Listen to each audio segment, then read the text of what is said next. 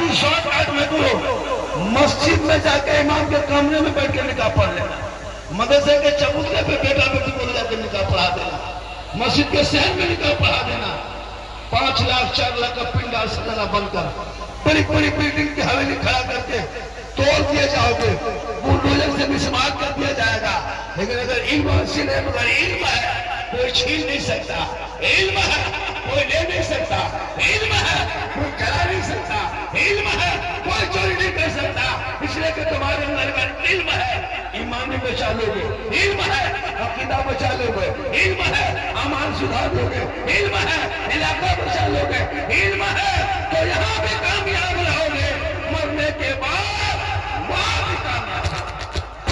تعلیم کی کمی ہے، اس لیے آج ضرورت ہے تعلیم کی۔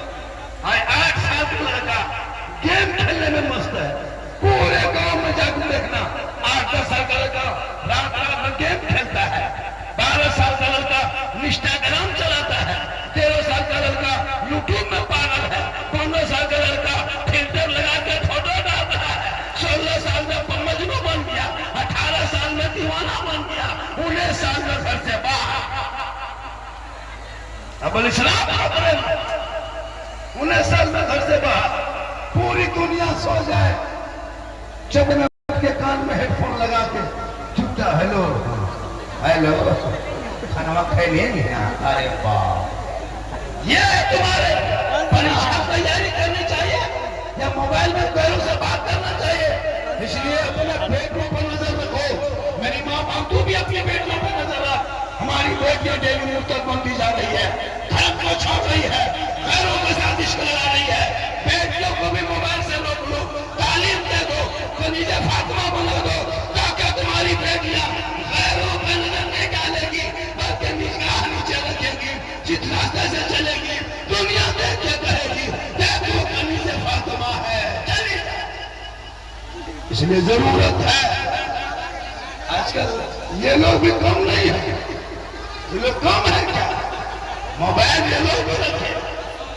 میری ماں بہن اپنی بیٹیوں پہ نظر رکھ، جلسے میں آئے تو بیٹی پہ نظر رکھ، کچھ آوارہ لڑکا بھی جلسوں میں آتا ہے، کچھ لوگ جلسہ سنتا ہے، کچھ لوگ جلسہ گھومتا ہے، اس پر نظر رکھنا چاہیے، جلسے کو جلسہ کی طرح رکھو تاکہ لوگ سمجھے کہ یہ دین کا پیغام دیا جائے۔ جب باسو پٹی کے چوک چوراہے پر بیٹھنے والا نبی کا دیوانہ ایسا ہے تو مدینے کا مصطفیٰ کیسا ہوگا؟ آپ کو دیکھ کے پتا چلے گا جب دیوانے کا یہ عالم ہے تو محمد رسول اللہ۔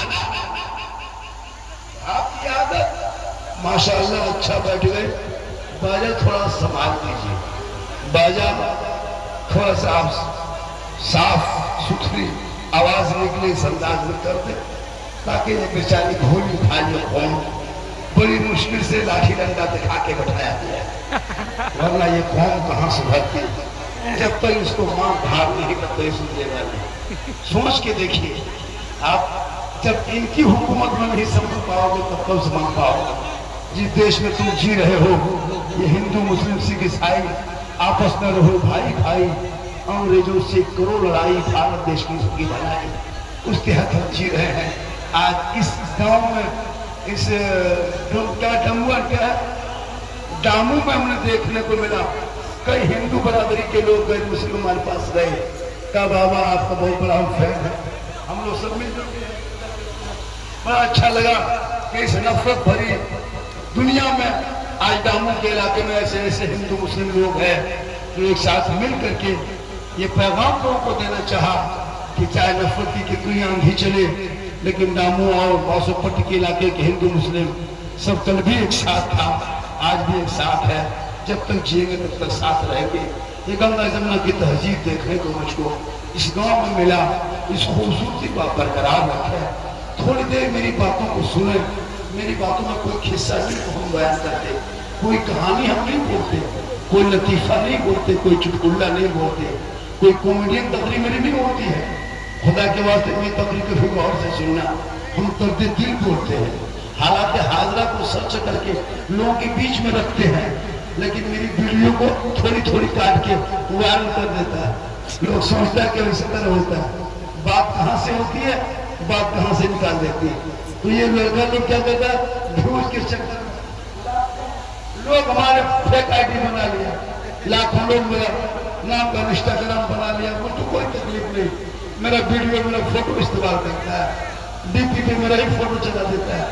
لیکن خدا کے واسطے جو میرا فیک آئی ڈی ہزاروں ہزار بنائے ہو وہ اپنے نام سے بناؤ، میرے نام سے نہ بناؤ. چونکہ کل تم غلط ویڈیو ڈال دو گے تو بدنامی میری ہوگی.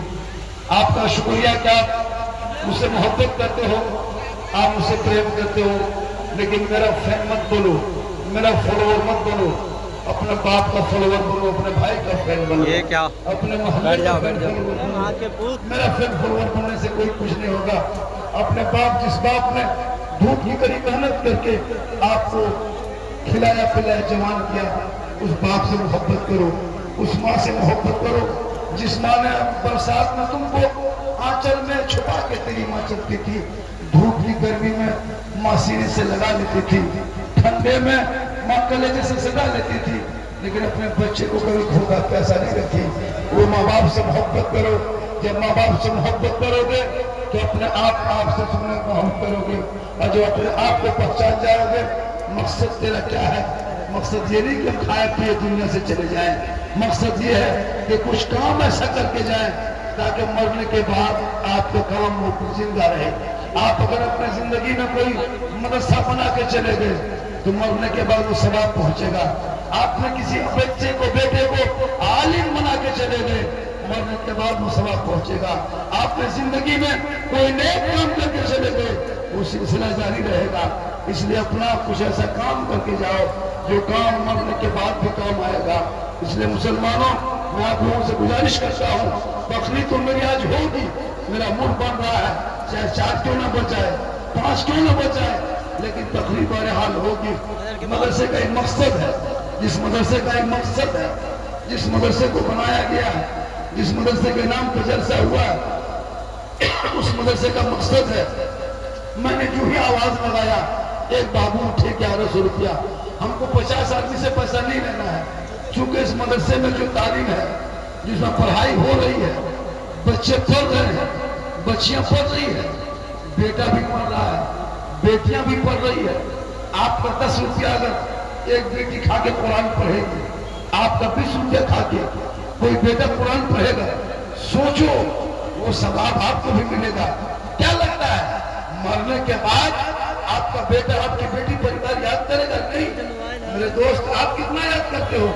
اس لیے زیادہ نہیں، صرف 11 آدمی، 12واں آدمی سے ہم کو پیسہ نہیں لینا ہے. صرف 11 آدمی، ایک آدمی دے چکا ہے، ایک آدمی 1100 دے دیا ہے. صرف 8-10 آدمی، یعنی 11 آدمی سے 11ویں